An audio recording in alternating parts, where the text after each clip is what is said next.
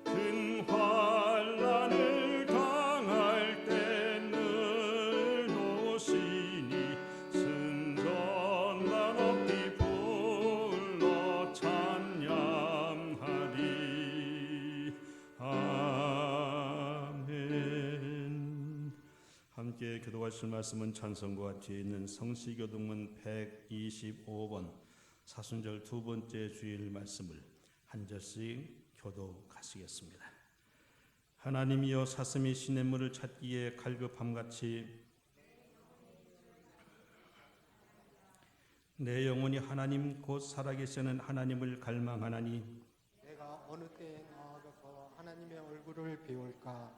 사람들이 종일 내게 하는 말이 내 하나님이 어디 있느냐 하오니 내 눈물이 주야로 내 음식이 되었도다.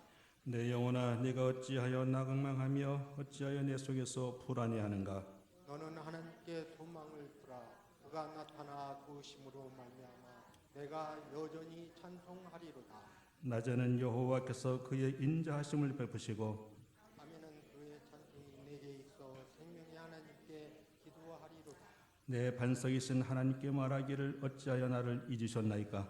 내가 어찌하여 원수의 압제로 말미암아 슬프게 강인하이까 하리로다.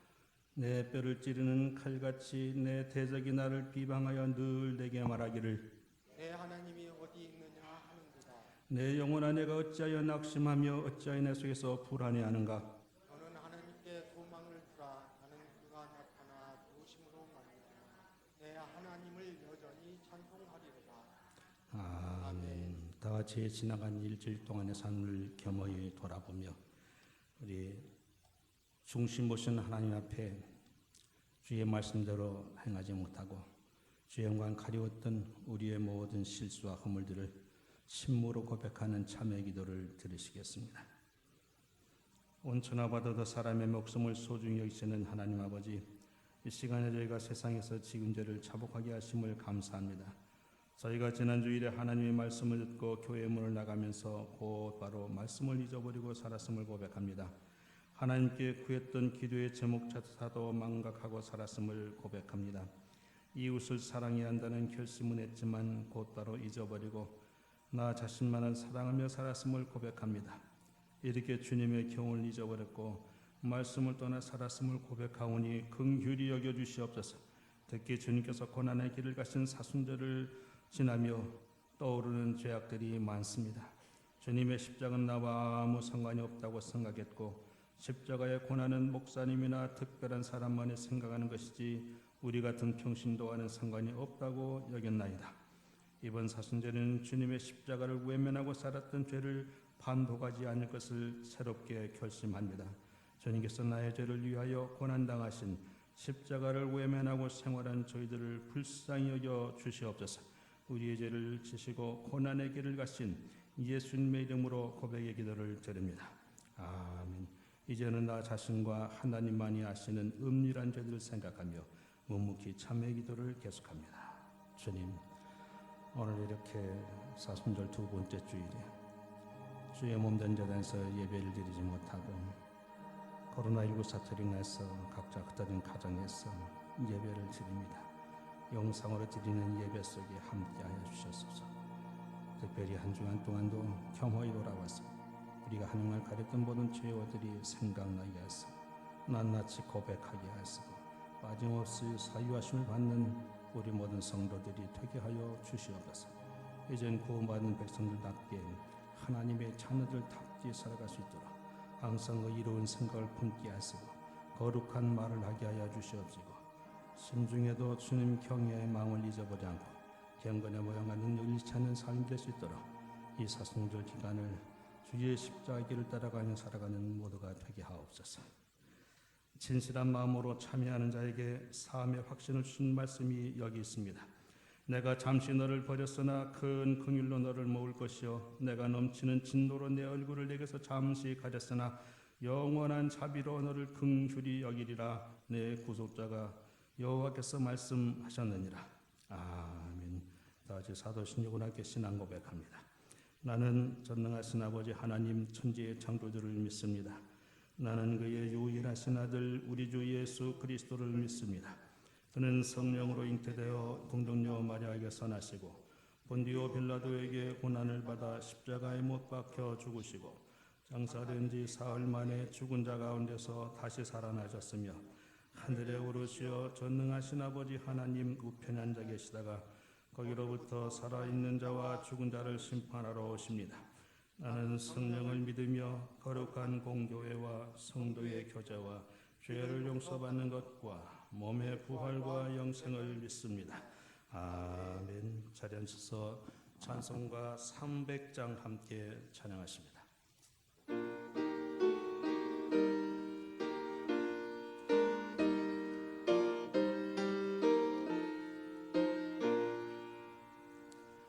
내 맘이 낙심되며 근심에 눌릴 때 주께서 내게 오사 위로해 주시네. 가는 길 캄캄하고 괴로움 많으나 주께서 함께하며 내 짐을 지시네. 그은혜가 내게 족하네. 그은혜가 족하네. 이 괴로운 세상 지날 때 그은혜가 족하네. 희망이 사라지고 친구 날 버릴 때 주 내게 속삭이며 새 희망 주시네. 싸움이 맹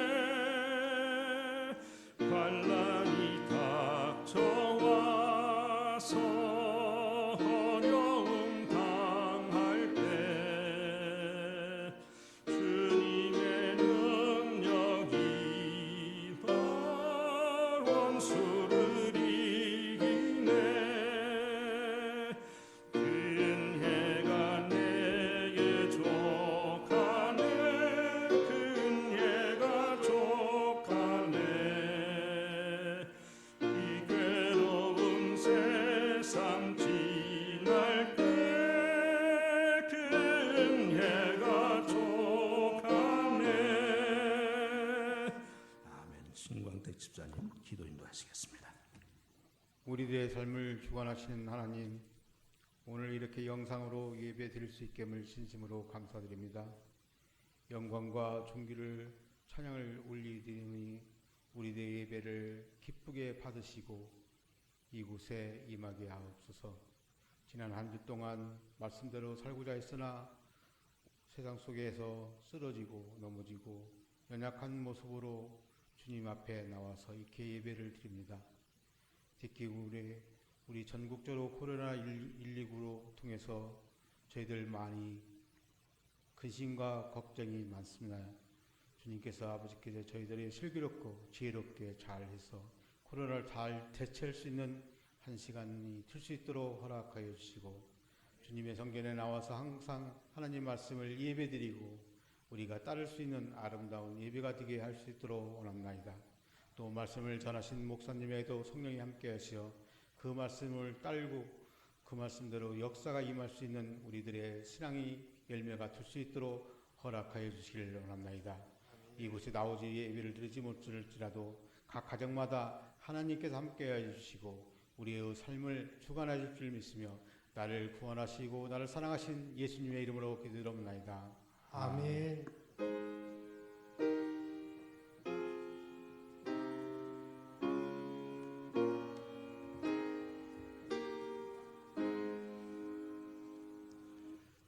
찬송가 372장, 찬송가 420장, 그 누가 나의 괴로움 알며 나의 슬픔 알까, 함께 부르며 봉헌의 시간 갖겠습니다.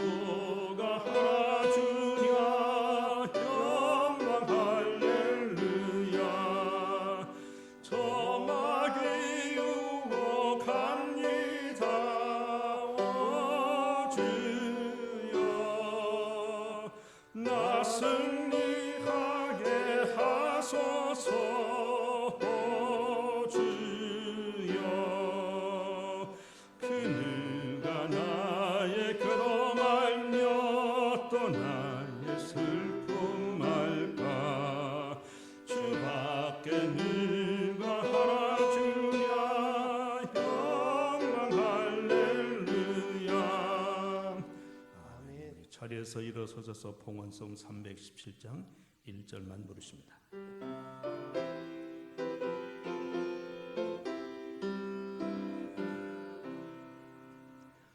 내 주 예수 주신 은혜 한없 건나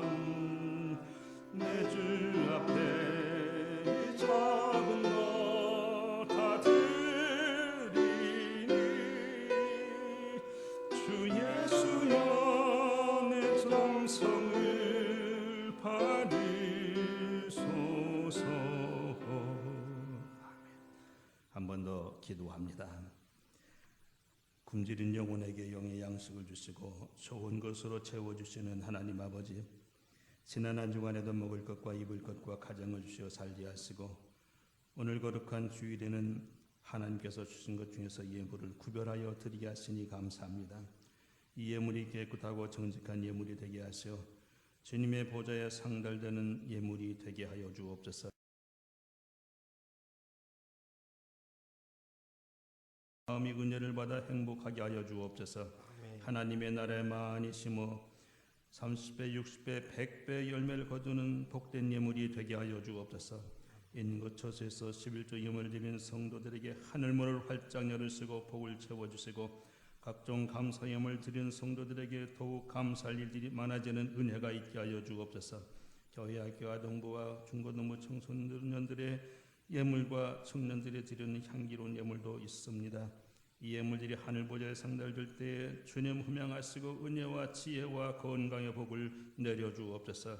특별히 병상에서 고통받는 성도들을 지켜주시사 주님께 감사하고 찬양하는 삶이 되게 하시고 치유의 광선을 비춰 주시옵소서. 아멘. 아울러 코로나19로 고통받는 우리나라를 속히 치료하여 주시고 새봄의 희망의 꽃들이 심령마다 가정마다 활짝 피는 은혜가 있게 하여 주시옵소서. 아멘. 예수님의 이름으로 감사하며 봉헌 기도 올립니다. 아멘. 아멘. 예, 자리에 앉으셔서 주부의 남들의 교회 소식 몇 가지 말씀드리는데, 오늘 우리가 코로나 사태로 인해서 대부분의 교회들이 초유의 상태로, 이렇게 우리 같은 경우는 금년이 50주년 되는 해인데 주일 예배를 영상으로 드리게 되면 매우 안타깝게 생각을 합니다. 어쨌든 우리가 아마 어쩌면 다음 주도 이렇게 영상 예배로 드려야 될는지 모르겠는데 총회 차원에서도 권고하고 있고 대중 집회 예배 하여튼 모든 모임들을 좀 자제해달라는 간곡한 요청과 또 뭐 우리 전북지사 도지사 뭐 시장 뭐 어쨌든 여러 기관들에서도 장문의 문자를 보내서 이렇게 모이는 것을 자제해달라고 하는 간절한 호소가 있었습니다. 이 일에 우리가 대한민국 사람이기 때문에 함께 이런 어려운 시기를 슬기롭게 극복해 나가는 것이 옳은 일이고, 우리가 예배를 드릴 때 예배가 교회에서 반드시 드려져야 되지만 이것은 나라에서 예배를 못 드리게 한다거나 하는 그런 차원이 아니고 잠시 협조를 구하기 때문에 오늘 이렇게 영상으로 예배 드리게 됐습니다. 기억해 주시고 주일 오후 찬양 예배 또 수요 기도회 관련된 것들 주보 영상으로 다 올려드리겠고 카톡으로도 발송해 드리겠습니다. 하나님의 말씀 봅니다. 하나님의 말씀 고린도후서 1장입니다. 신약성경 286쪽 어간이 되겠습니다. 신약성경 286쪽 어간에 고린도후서 3절에서부터 11절까지 사도 바울을 통해 기록된 계시의 말씀을 우리가 같은 목소리로 함께 봉독하며 주의 말씀 받겠습니다. 같이 봉독합니다. 찬송하리로다. 그는 우리 주 예수 그리스도의 하나님이시요 자비의 아버지시요 모든 위로의 하나님이시며 우리의 모든 환난 중에서 우리를 위로하사 우리로 하여금 하나님께 받는 위로로서 모든 환난 중에 있는 자들을 능히 위로하게 하시는 이시로다. 그리스도의 고난이 우리에게 넘친 것 같이 우리가 받는 위로도 그리스도로 말미암아 넘치는도다. 우리가 환난 당하는 것도 너희가 위로와 구원을 받게 하려는 것이요 우리가 위로를 받는 것도 너희가 위로를 받게 하려는 것이니 위로가 너희 속에 역사하여 우리가 받는 것 같은 고난을 너희도 견디게 하느니라. 너희를 위한 우리의 소망이 견고함은 너희가 고난에 참여하는 자가 된 것 같이 위로에도 그러할 줄을 알미라.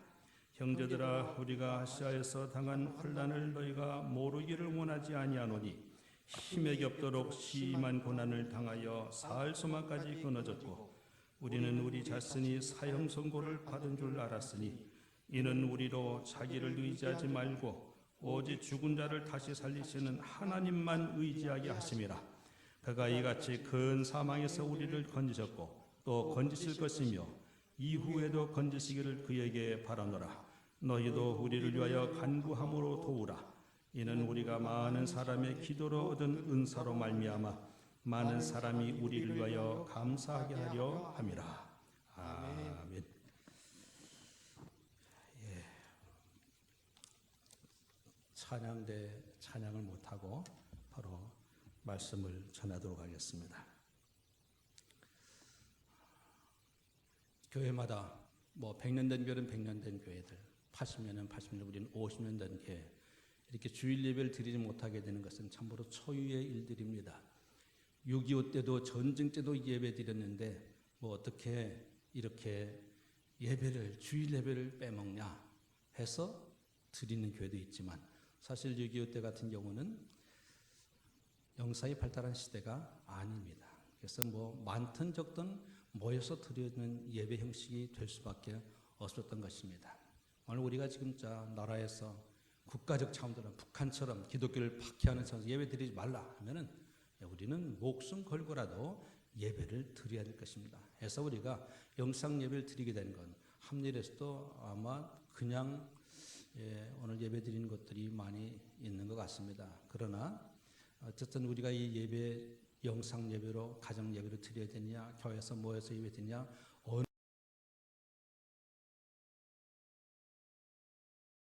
아닙니다. 이것은 선과 악의 문제가 아닙니다. 찬성하고 반대해야 될 그런 논쟁의 문제도 아닙니다. 이것은 국가 시책을 따라서 잠시 우리가 이 재난을 좀 피해가고 우리가 모여서 예배드리는 이유는 어디에 있습니까? 사실은 하나님 앞에서 우리의 생명을 구원받는 일 아닙니까? 그리고 우리가 또 바깥에 나가서 복음을 증언하여 사람들을 살려내는 일이 우리에게 맡겨진 사명입니다. 해서 모여서 불가피하게 어떤 우리가 알 수 없는, 예측할 수 없었던 불상사가 생기고 어떤 코로나19 확진자가 생긴다든지 하면 얼마나 사회적으로도 덕이 되지 못하고 빛이 되지 못하고 오히려 생명을 죽이는 역사가 나타나는 문제 아니겠습니까? 하여 우리가 이렇게 함께 모여서 예배드리지 못하고 가정에서 영상으로 예배를 드리게 되는 건 우리 총회의 권고 사항이고 우리 당회의 결정 사항입니다. 하여 우리가 이렇게 예배드리지만 그래도 경건되게 이 시간을 하나님 앞에 교회에서 예배드리는 것처럼 드려야 될 것이고, 우리는 이런 때 더 교회에서 예배드리는 것이 성전 예배가 얼마나 중요한지를 깨닫는 기회가 되면 좋겠습니다. 하나님의 마음과 하나님의 눈이 교회에 있다고 했기 때문에 우리는 그래서 이런 것들이 혹시 또 집에서 편안하게 가만히 영상으로 그냥 텔레비 보면서 핸드폰 보면서 예배드려도 되는구나 이렇게 생각하고 우리의 어떤 예배 신앙이 약화될까 걱정되는 부분이 있습니다만은 그렇게 된다면 참 개인적으로는 불행한 일입니다.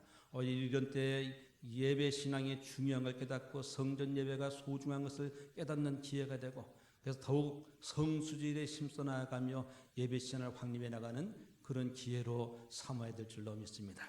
우리가 코로나 바이러스 19 사태로 인해서 대구 경북을 비롯해서 7,000명 가까운 확진자들이 발생하고 얼마나 많은 사람들이 고통 가운데 있습니까? 사망하는 일도 있고, 그런 모든 가족들의 절들이 질병관리본부에 일하는 분들, 그리고 또 그들을 치료하는 모든 의료진들, 가서 일손이 모자란다고 하니까 또 전국에서 가서 또 함께 대구에 가서 돕고 하는 그런 봉사의 손길들, 이런 모든 손길들을 이어지고 있지만 여전히 우리는 고난의 바다 속에 함께 있습니다. 그동안 우리는 하나님께 코로나19 사태가 속히 종식될 수 있기를 소망하며 기도해왔습니다.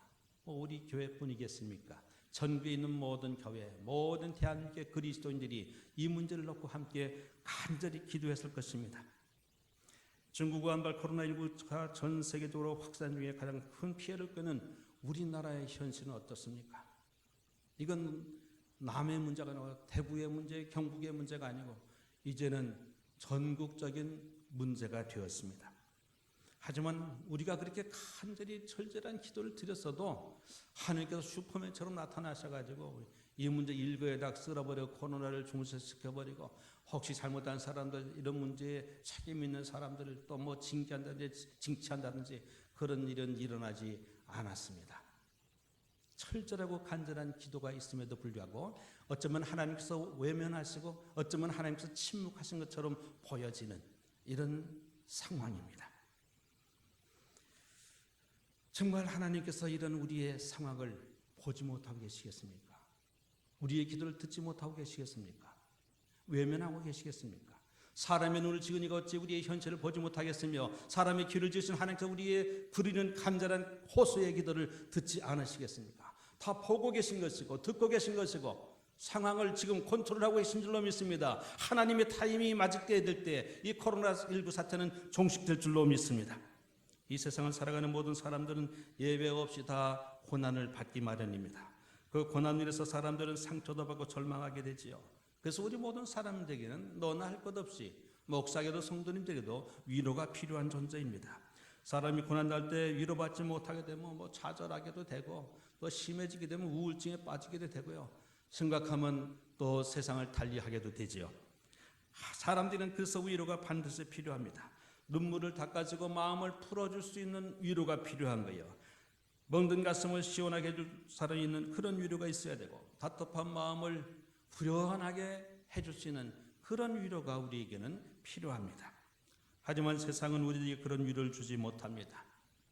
아무리 탁월한 실력과 능력이 있고 연예계를 통해서 우리에게 웃음을 주는 개그맨들이 있고 코미디언들이 있다 할지라도 그래서 많은 청소년들과 많은 사람들 심금을 울리는 가수가 있고 방탄소년단도 있고 그런 것들이 있지만 그런 것들이 우리에게 참된 기쁨을 주지 못하고 위로를 주지 못합니다. 이렇게 상처받고 절망한 사람들 정말 누가 치료할 수 있겠습니까? 그분은 바로 우리 상처를 치료해 주시고 우리를 절망 가운데서 희망으로 이끌어내 주시는 이 어둡고 캄캄한 터널 속에 갇힌 것 같은 이 절망의 심에서 꺼집어낼 수 있는 분은 바로 하나님, 위로의 하나님이십니다. 그러므로 우리는 어떤 어려움 속에서도 위로와 희망을 주시는 주님을 바라봐야 됩니다. 이런 여인이 있었습니다. 그 여성은 대한민국 영어 교과서 저자이고 번역가, 수필가, 칼럼니스트 또 영어 대학의 교수이기도 했습니다. 많은 번역문들도 번역해낸 분입니다. 근데 이분이 태어나서 5살 때까지 앉아보지 못했답니다. 1급 소아마비 장애자로 살아가게 된 거예요. 인생이 참 어렵게 살아갑니다. 나중에 장성에서 하셨던 그런 어려운 가운데서 공부를 해서 이제 교육수까지 되고 책도 집필하는 사람까지 됐지만 그분은 49살에 유방암이 찾아옵니다. 그리고 4년 있다가 또 그것이 온몸에 여기저기 전이 되는 불행을 가져왔습니다. 그래서 무려 14번의 항암 치료를 받고 누가 봐도 힘들고 어렵고 고통스러운 삶의 자리를 지나갔습니다. 근데 그녀가 이렇게 고백합니다. 하나님은 다시 일어서는 법을 가르치기 위해 나를 넘어뜨린다고 믿는다. 넘어질 때마다 다시 죽을 힘을 다해 일어났고 넘어지는 순간에도 다시 일어날 힘을 모았다. 그분의 이야기입니다. 8년에 걸친 암투병 끝에 그는 2009년 57세의 나이로 정말 한 마리 나비처럼 세상을 떠나고 말았습니다. 그분이 고 장영희 교수님이십니다. 그는 투병 기간에도 3권의 책을 쓰고 4권의 책을 번역하고 그리고 교과서 개정 작업도 하고 있었습니다. 그녀의 책 중에 살아온 기적, 살아갈 기적이라고 하는 책이 있습니다. 거기에서 그는 이렇게 말합니다. 지난 3년간 살아온 나날은 어쩌면 기적인지도 모른다. 힘들어서 아파서 너무 짐이 무거워서 어떻게 살까 노심초사했고 고통의 나날이 끊이지 않을 것 같았는데 결국은 하루하루를 성실하게 열심히 살며 잘 이겨냈다. 그리고 이제 내 공의 힘으로 더욱 아름다운 기적을 만들어갈 것이다. 그의 마지막 말은 사람들이 있으니까 내 힘들다 이런 말이었습니다. 내 힘들다. 그러나 그녀의 이 말은 다른 사람들이 또 다른 어떤 희망을 줄 수 있는 그런 의미에서의 유머스러운 메시지였습니다. 내 힘들다. 이 말을 거꾸로 읽으면 어떻게 됩니까? 다들 힘내. 다들 힘내. 지금 대구 얼마나 힘듭니까? 그래서 우리 정말 계속 격려의 메시지가 나오죠. 대구 힘내라. 경북 힘내라. 대한민국 힘내라. 이런 메시지를 끊임없이 지금 이어지고 있습니다. 우리에게도 꼭 대구 경북이 좀 가장 심각한 문제에 직면해 있지만 모든 지역마다 이제 감염자들이 병원에 와 있습니다. 그래서 우리가 예배도 교회에서 드리지 못하게 가정에서 영상으로 예배를 드리고 있지 않습니까? 우리에게도 힘이 필요해요. 우리 가족들에게, 옆에 있는 분들에게 한번 인사하고 말씀을 지나가겠습니다. 우리 힘냅시다. 다들 힘냅시다. 여러분, 우리가 믿는 하나님은 어떠한 하나님이십니까? 우리에게 힘을 주시는 하나님이십니다. 위로를 주시는 하나님이십니다. 절망에서 소망으로 이끌어내시는 하나님이십니다. 죽음의 자리에서 생명의 자리를 이끌어내시는 하나님이십니다. 그분이 오늘 사도 바울을 통하여서 고린도 1장에서 말씀하고 있는 메시지, 그 첫 번째는 위로의 하나님이라는 거예요. 사도 바울은 복음을 전하면서 수많은 고난을 당했습니다. 그럼에도 불구하고 그가 절망하지 않을 수 있었던 것은 고난 가운데서도 늘 놀라운 하나님의 위로를 체험했기 때문입니다. 그래서 오늘 본문 4절에서 우리 모든 환난 중에서 우리를 위로하사 하나님은 위로의 하나님이시며 자비의 아버지이십니다.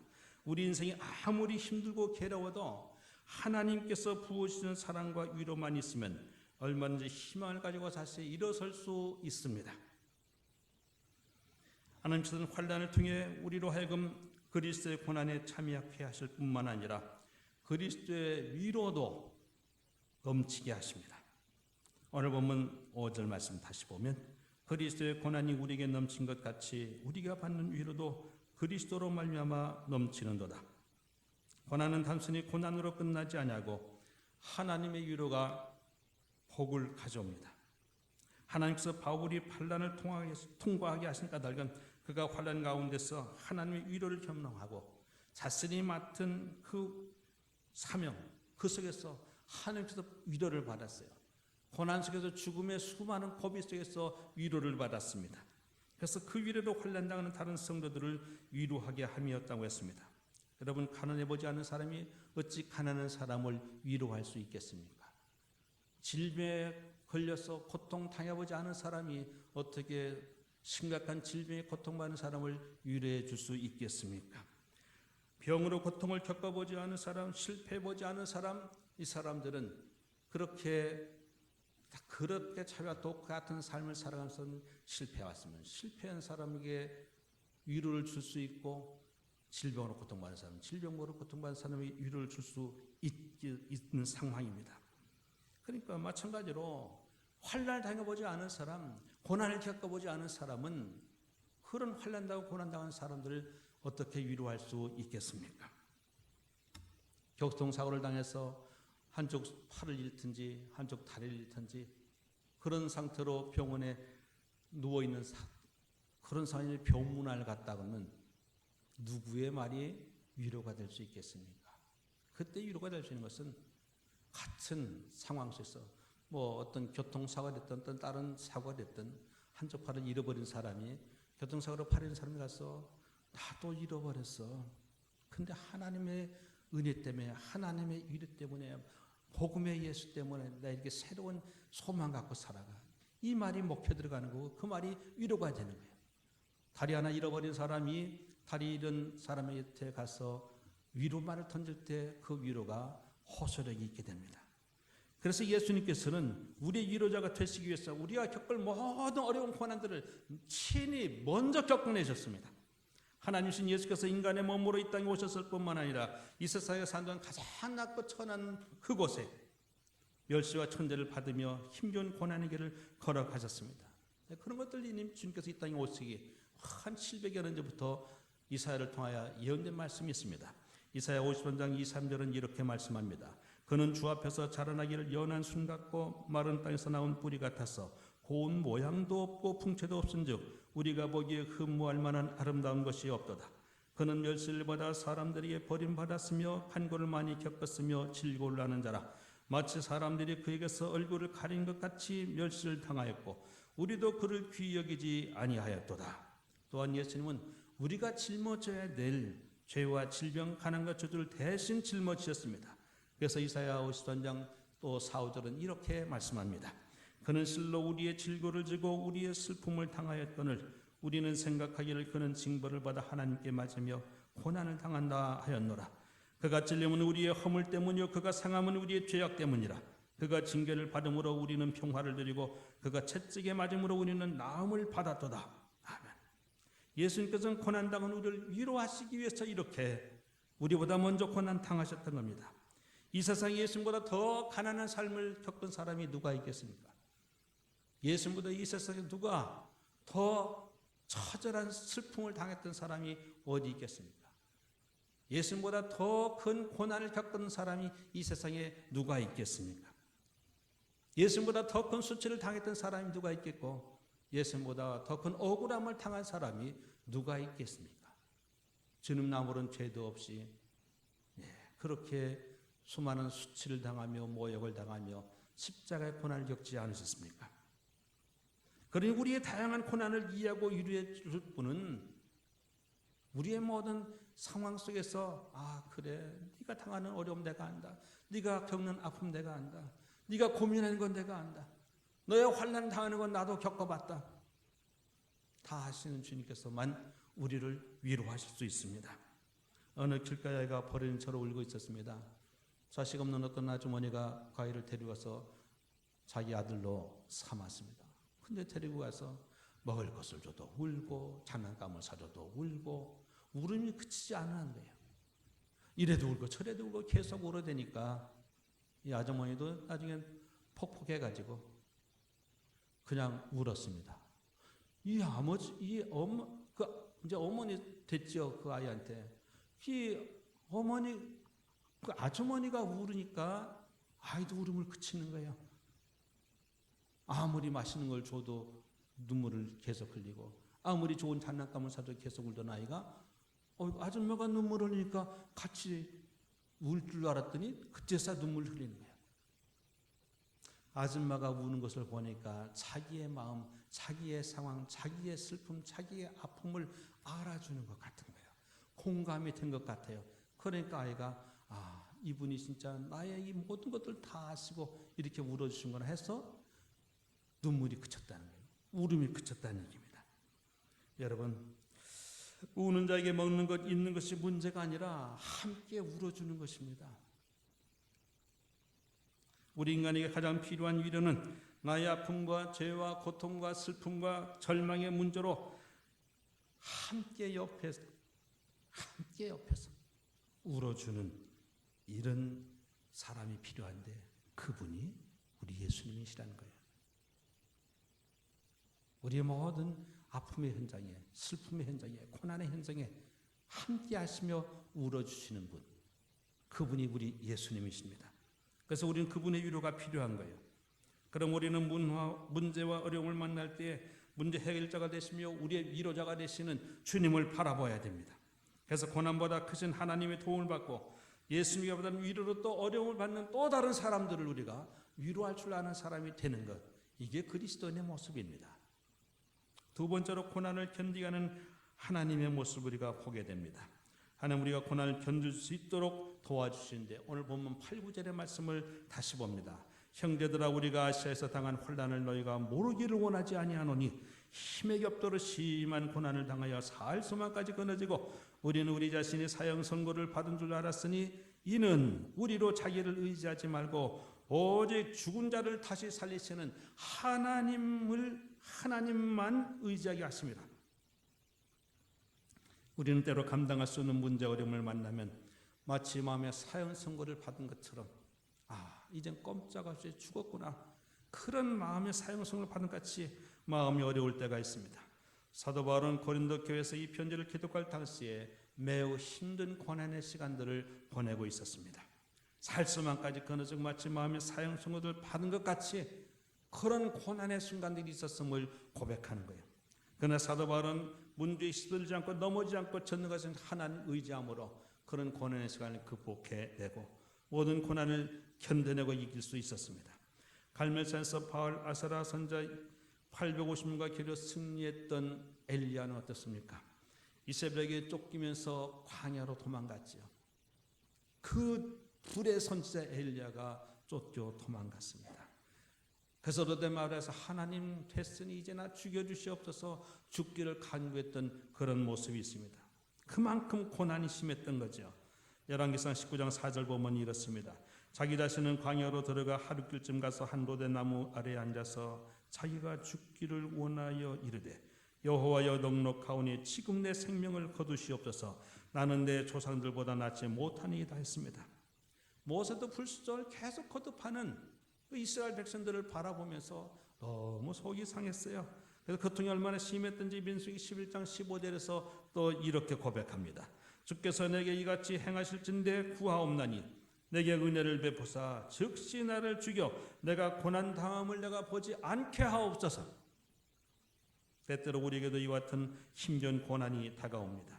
그때 우리는 하나님만 의지하는 법을 배워야 됩니다. 고난의 때에 하나님만 의지하면 그 고난은 우리에게 유익이 됩니다. 고난을 통과하면서 우리 안에 불순물들이 제거되고 영적으로 성숙해지는 기회가 됩니다. 그래서 욥은 이렇게 고백했습니다. 욥기서 23장 10절이죠. 그러나 내가 가는 길을 그가 아시나니 그가 나를 단련하신 후에는 내가 순금같이 되어 나오리라. 아멘. 그리고 그는 고난을 통과한 후 하나님의 절대 주권을 인정하면서 이제 여기서 이제 마지막 부분 가서 자신은 아무것도 아님을 고백하게 됩니다. 그게 여기서 42장 5, 6절 말씀이죠. 내가 죽게 대하여 귀로 듣기만 하였사오나 이제는 눈으로 주를 배움나니라. 그러므로 내가 스스로 거두어 드리고 티끌과 제 가운데서 회개하나이다. 우리가 고난 가운데 회개하고 나가면 주님께서는 더 큰 은혜를 우리에게 덧입혀 주십니다. 궁극적으로 고난은 우리를 축복으로 인도합니다. 그래서 로마서 5장 3, 4절에서 하나님은 사도 바울을 통하여 이렇게 말씀하십니다. 다만 이뿐 아니라 우리가 환난 중에도 즐거워하나니 이는 환난은 인내를, 인내는 연단을, 연단은 소망을 이루는 줄 알미로다. 누구에게도 말할 수 없는 고난 중에 눈물로 밤을 새울 때 우리는 하나님만 의지하는 법을 배워야 됩니다. 하나님만 의지한다면 우리는 어떠한 힘든 고난도 넉넉히 이길 수 있게 될 줄로 믿습니다. 오늘 본문을 통해 주신 메시지 또 한 가지는 다시 살리시는 하나님의 부탁입니다. 오늘 본문 10절의 말씀을 다시 봅니다. 그가 이같이 큰 사망에서 우리를 건지셨고 또 건지실 것이며 이후에도 건지시기를 그에게 바라노라. 사도 바울은 예수 그리스도를 사망 가운데서 다시 살리신 하나님은 지금과 같은 고난 가운데서 자신을 능히 건져내실 하나님이신 것을 분명하게 믿고 그렇게 고백했습니다. 사도 바울의 죽음과 같은 환난 중에서도 이같이 절대 긍정의 고백을 할 수 있었던 그 이유, 예수님은 죽은 자 가운데서 다시 살렸던 구원의 하나님을 바라보았기 때문입니다. 우리를 사망에서 거신 주님을 믿는 한 지금도 우리를 가둘 수는 없습니다. 시편 71편 20절에 시편 기자는 이렇게 고백합니다. 우리에게 여러 가지 심한 고난을 보이신 주께서 우리를 다시 살리시며 땅 깊은 곳에서 다시 이끌어 올리시리이다. 우리를 사망에서 거신 주님을 믿는 그 부활신앙은 우리가 고난 앞에서 당당히 설 수 있는 그런 힘의 근원입니다. 그러므로 우리는 어떤 고난 가운데서도 죽은 자를 다시 살리시는 하나님만 바라보고 나아가야 될 것입니다. 그래서 하나님께 소망을 두고 하나님께 기도하며 넘치는 감사로 살아가야 이게 성숙한 그리스도의 모습입니다. 오늘 본문 4절을 다시 보세요. 우리의 모든 환난 중에서 우리를 이루하사 우리로 하여금 하나님께 받는 위로로서 모든 환난 중에 있는 자들을 능히 위로하게 하시는 이시로다 했습니다. 우리들이 하나님으로부터 위로받았다는 것, 그 사실은 이제 다른 사람들을 위로할 수 있는 사람이 되었다고 하는 의미입니다. 그래서 내가 노래함으로 말미암아 내 주변에 있는 모든 사람에게 너와 함께 노래하고 너와 함께 찬양하고 너와 함께 새로운 힘을 얻고 너와 함께 새로운 위로를 받고 그래서 너와 같이 하나님께 영광을 돌리고 하나님을 찬양할 수 있는 그런 그리스도인으로 만들어 가라고 하는 것이 오늘 본문 통해 주시는 말씀입니다. 그게 그리스도인의 진실한 삶의 자세라는 겁니다. 본문에서 혼란, 고난이라는 단어보다 사실은 위로란 말이 많이 나오죠. 그 위로란 말이 오늘 본문 가운데 한 10번 나오는데 그보다 더 많이 나오는 단어가 있어요. 그게 우리라고 하는 단어입니다. 우리라는 단어가 자그마치 16번 등장합니다. 무슨 얘기입니까? 우리 곁에 환난당한 자가 있으면 우리가 가서 함께 위로하고 그들을 격려하고 그들에게 소망을 주라고 하는 말씀이에요. 함께 있어주라는 얘기죠. 우리 중에 고난당하는 사람 있으면 그에게 달려가 위로해주고 함께 있어주고 하는 것, 이게 하나님께로부터 위로받은 사람의 모습이라는 겁니다. 그것이 바로 교회입니다. 고난받는 사람과 함께하는 마음, 그만이 바로 주님의 마음이고 하나님의 마음입니다. 사랑하는 성도 여러분, 교회는 한 번 넘어진 자를 일으켜 세워주는 사람이 필요합니다. 격려의 삶이 필요합니다. 나만 굳건히 서 있으면 되는 것이 아니고, 나만 웃을 수 있는 환경에 놓여 있으면 안 되는 거, 나만 평안의 기쁨이 삶 속에 놓여 있는 것, 그래서 나만 행복과 축복을 누리며 살아가는 것은, 그것은 성숙한 그리스도의 모습이 아니라고 하는 말씀이에요. 우리 가운데 넘어져 보지 않은 사람이 누가 있겠습니까? 하나님 마음에 합당했던, 합하다고 인정하셨던 다윗도 실족하지 않았습니까? 모세도 쓰임받기 전에 넘어졌던 사람입니다. 예수님의 수제자 베드로도 그렇게 부활의 증인으로 순교할 때까지 쓰임받을 수 있던 것은 그 전에 이미 실패했던, 예수님을 3번씩이나 모른다고 저주했던 쓰러짐의 모습들이 있었지 않습니까? 성경은 우리 모두가 다 그렇게 허물이 많았던 자라고 말씀합니다. 그렇기 때문에 우리 모두는 격려가 필요한 사람입니다. 또 우리는 다른 사람들을 세워줄 수 있는 삶의 자리에 서 있어야 됩니다. 김영식이라는 분이요, 10m만 더 뛰어봐 라고 하는 책을 썼습니다. 10m만 더 뛰어봐. 거기 말에 그 책 중에 이런 말이 나옵니다. 남을 위로하면 내가 더 위로받는다. 남을 위로하면 내가 더 위로받는다. 살다 보니 힘들 때가 있지요. 억울할 때가 있습니다. 고난에 빠질 때가 있습니다. 포기하고 싶을 때도 있습니다. 그럴 때 제일 필요한 것이 무엇입니까? 희망 아닙니까? 인생을 포기하고 싶을 때 절대적으로 필요한 건 뭡니까? 희망이에요. 우선 나부터 다른 사람들에게 희망의 스위치를 눌러줄 수 있는 사람이 돼야 됩니다. 그리고 자녀에게, 친구에게, 동료에게, 모든 사랑하는 사람들에게, 그리고 저 대구 경북에 있는 사람들에게, 코로나19 확진자로 고통받는 이들, 그들 가족들에게, 그리고 그들을 위해서 헌신적으로 노력하는 모든 의료진과 봉사자들에게도, 무엇보다도 어쨌든 고통받는 그 모든 사람들에게 그들 가슴에 있는 희망의 스위치를 눌러주는 사람, 이 사람이 그리스도인입니다. 참 성도입니다. 나도 힘 빠지고 힘들어 죽겠는데 어떻게 다른 사람에게 희망을 줘 하는 사람이 있을지 모르겠습니다. 뭐 쉽게 말해 우리가 내 코가 석잔데 뭐 어떻게 다른 사람 일 돌아봐 하는 사람들 있을 수 있겠습니다.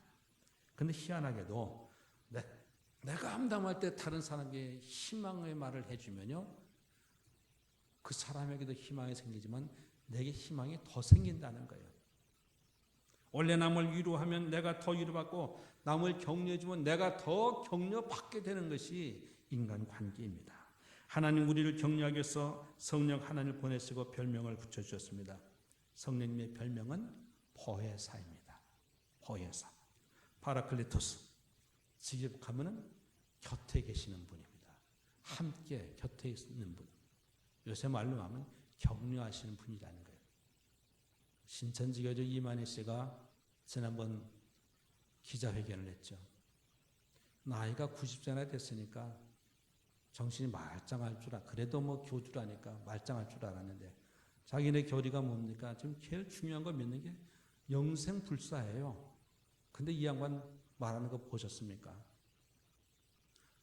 코로나19 얘기를 했는데 콜레라 얘기를 하고 앉았고, 코로나19 검사 받았냐는데 나 지난해 독감 예방주사 받았다고 얘기를 하고, 이게 완전 동문서답 하는 거예요. 옆에서 그 어떤 아가씨가 비선지 뭔지 모르겠지만 이렇게 대답하라고 얘기해 주는데 그게 사인이 안 맞는 거예요. 횡설수설하는 겁니다. 어떻게 그런 몸 가지고 영생불사할 수 있다고 자칭 보혜사 성령이라고 말합니까? 그걸 믿고 있는 사람들, 이번에 기자회견 한 것도 나 코로나 안 걸렸어 건재해 이거 메시지 주려고 나온 거죠. 여전히 자기들의 숨기고 있는 그런 부분들, 실수한 부분들, 실수가 아니죠, 고의죠. 이런 것들을 솔직하게 고백하고 온전히 오픈하고, 지금도 계속 얘기하지 않습니까? 그 피하는 사람들, 검사받기를 거부하는 사람들, 그걸 다 일사불란하게 군대 같은 조직이 이 신천지 조직인데 한마디만 하면 제대로 될 것인데 다 파악을 할 수 없다는 등, 얘기가 잘 모르겠다는 등 이런 헛소리를 하고 기자회견을 마쳤지 않습니까? 그러나 진짜 보혜사 성령, 주님께서 보내주신 보혜사 성령, 그분은 살아계신 하나님, 진짜 우리 곁에서 우리의 모든 문제를 보고 계시고 우리의 문제를 익히 아시면서 어떻게 도와줘야 되는지, 어떻게 격려하고 이루어 줘야 되는지 아시는 분, 그분이 보혜사 성령이세요. 성부 하나님께서 성령 하나님을 왜 보내셨습니까? 우리가 격려가 필요한 사람들이기, 우리가 위로가 필요한 사람들이기 때문에, 우리가 도움이 필요한 사람들이기 때문에 보내주신 거예요. 우리 모두 허물 많은 사람들 아닙니까? 실수할 수밖에 없는 사람들 아닙니까? 그것을 알고 낙심하는 것을 막아주고 절망하는 것을 막아주고 우리를 일으켜 세우기 위해서 하나님께서 성령님을 보내주신 줄로 믿습니다. 성도 여러분, 저는 이 시간 도정환의 시 한 편 읽고 말씀을 마무리하려고 합니다. 아주 유명한 시죠. 흔들리며 피는 꽃. 흔들리지 않고 피는 꽃이 어디 있으랴. 이 세상 그 어떤 아름다운 꽃도 다 흔들리면서 피었나니 흔들리면서 줄기를 곧게 세웠나니 흔들리지 않고 가는 사람이 어디 있으랴. 젖지 않고 피는 꽃이 어디 있으랴. 이 세상 그 어떤 빛나는 꽃들도 다 젖으며 피었나니 바람과 비에 젖으며 꽃잎 따뜻하게 피었나니 젖지 않고 가는 삶이 어디 있으랴. 여러분, 정말 흔들지 않고 피는 꽃이 어디 있겠어요? 젖지 않고 피는 꽃이 세상에 어디에 있겠습니까? 이 세상의 모든 아름다운 것들은 그렇게 모든 비바람들을 다 맞으며 견디며 그렇게 아름다운 꽃들을 피워낸 것들입니다. 하물며 하나님의 형상으로 지음받고 하나님의 자녀로 부름받은 우리의 인생길이 항상 꽃밭 길로만 가는 것은 아니에요. 항상 행복한 길로만 가는 것은 아닙니다. 항상 성공의 길로만 가는 것은 아니잖아요. 항상 건강하게만 사는 것도 아니지 않습니까? 흔들릴 때 있어요. 젖을 때가 있습니다. 고난에 직면할 때가 있습니다. 그러나 흔들리는 순간마다 우리는 죽을 힘을 다해 일어서야 되는 거예요. 그 흔들림 속에서 인생의 꽃이 아름답게 피어날 수 있기 때문입니다.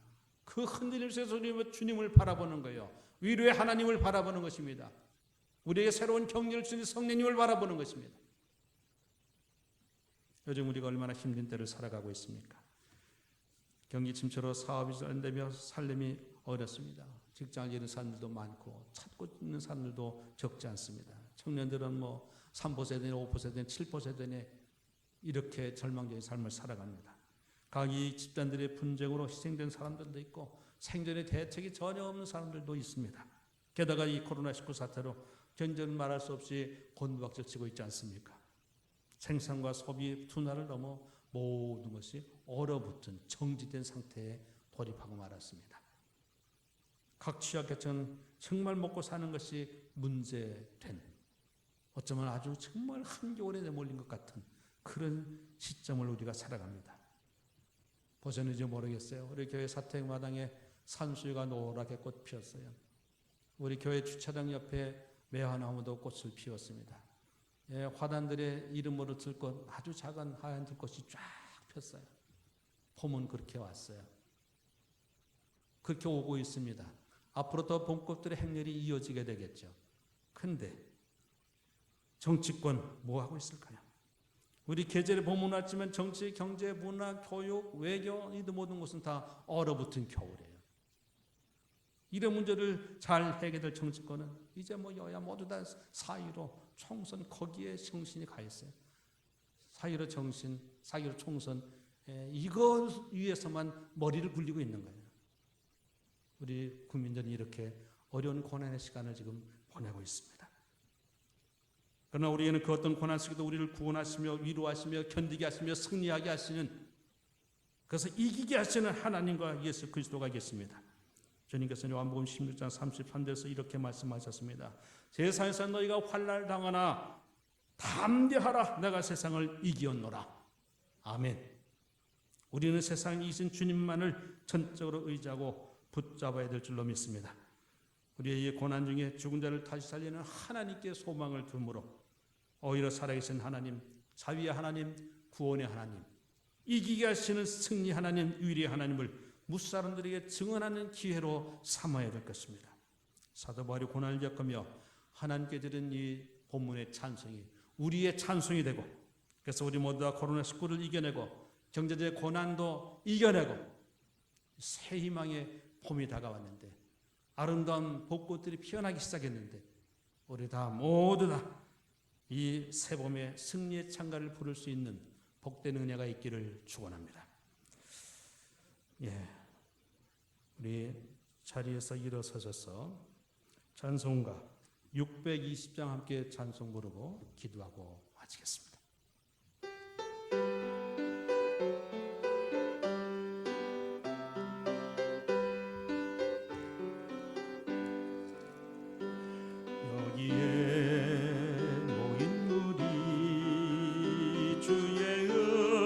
받은 자여라 주께서 이 자리에 함께 계심을 아노라 언제나 주님만을 찬양하며 따라가리니 시험을 당할 때도 함께 계심을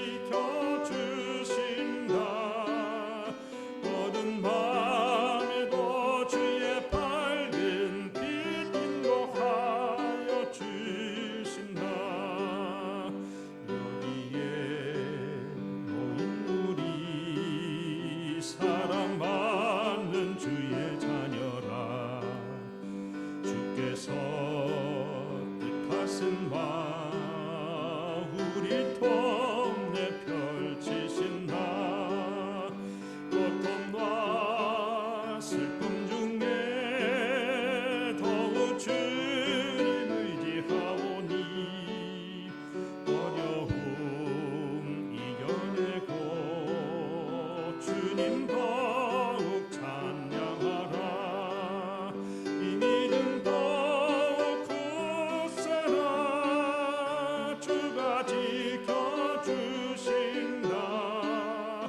어두운 밤에도 주의 밝은 빛 인도하여 주신다. 기도하고 축도하겠습니다. 자비로우신 하나님 아버지, 우리 교회 공동체가 어떤 고난이 다가와도 믿음으로 잘 견디고 싸워 승리하며 하나님께 영광 돌리는 주님의 귀한 백성들이 되게 하여 주옵소서. 하나님, 지금은 코로나19 사태로 인하여 온 나라 온 백성이 어려운 가운데 있습니다. 흑암과 같은 고난의 긴 터널에 들어와 있습니다. 특히 대구 경북을 중심으로 이제 전국에 지역적으로 확산되어 감염 확진자들이 늘어나고 있으며 확진자로 판명되어도 입원 치료를 받을 수 없어 자가격리된 이들 중에 또 사망하는 이들도 발생하고 있습니다. 희생자와 그 가족들에게 위로의 영이 임하고 환자들이 속히 회복되게 하여 주옵소서. 하루속히 전문가들에게 치료 백신을 개발할 수 있는 지혜를 허락하여 주옵소서. 아울러 과도한 불안과 공포로 위축된 세계 및 한국 경제가 다시 회복되는 역사를 베풀어 주옵소서. 이 고난 가운데 우리 성도들이 죽은 자를 다시 살리시는 하나님께 소망을 두며 하나님을 의지하며 하나님의 위로를 받게 하여 주시고 그 받은 위로로 또 고난받는 다른 사람들을 위로할 수 있는 아름다운 삶이 되게 하여 주옵소서. 하여 아름다운 꽃의 계절이 다가오는데 우리 삶 속에 감사의 꽃이 활짝 피며 소망의 꽃이 활짝 피며 위로의 은혜도 넘치게 하여 주옵소서. 예배를 마칩니다. 앞으로 한 주간 동안도 삶의 현장 어려운 시련과 고난의 파도가 밀려온다 할지라도 주님 의지하고 주님 바라보고 위로의 주님께서 우리의 삶을 붙들어 주시고 우리의 구원의 반석이 되시고 피할 바위가 되시고 산성이 되시고 방패가 되셔서 우리 성도들의 삶 주님 몸과 마음을 지켜 주시옵소서. 건강을 지켜 주옵소서. 영혼을 지켜 주시옵소서. 한 사람 한 사람 모두에게 주님께서 영적인 방호복을 입혀 주시옵시고 우리 성도들의 가정에 영적 보호막을 쳐 주시옵소서. 우리 교회도 하나님 영적 강력한 보호 장장을 채워 주시옵시고 우리 악한 코로나19 바이러스는 말할 것도 없고 여러 가지 악한 범죄의 바이러스 우리를 유혹하는 여러 가지 잘못된 악한 영의 역사들이 범접하지 못하도록 보호하시고 이끌어 주시옵소서.